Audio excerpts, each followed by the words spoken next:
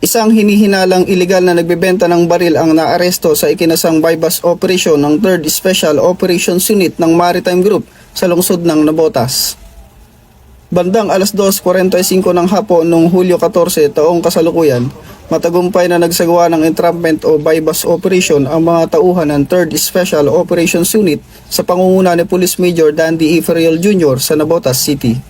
Sa naturang operasyon, naaresto ang 26 na taong gulang na suspect na kinilala sa alias na Zorro matapos nitong tangkay ibenta ang isang Norinco 213 na 9mm pistol sa isang pusher buyer na miyembro ng intelligence personnel ng nasabing unit. Batay sa paunang investigasyon, nakipagtransaksyon ng suspect sa pamamagitan ng messenger. Ilang ulit itong nakipag-usap kung saan napagkasunduan ang bentahan ng baril sa halagang 23,000 piso.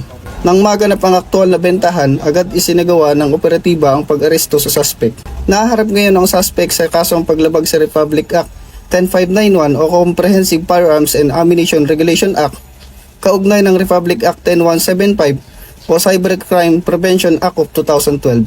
Nananatiling mahigpit ang kampanya ng 3rd Special Operations Unit laban sa mga lumalabag sa batas upang mapanatili ang kapayapaan at kaligtasan ng bawat mamamayan. 3rd Special Operations Unit, PNP Maritime Group. Ako ang inyong PNN News Correspondent, Patrolman John Kelvin Q. Madamka, alagad ng batas, tagapagtaguyod ng balitang pulis, bagong PNP para sa bagong Pilipinas, serbisyong mabilis, tapat at nararamdaman.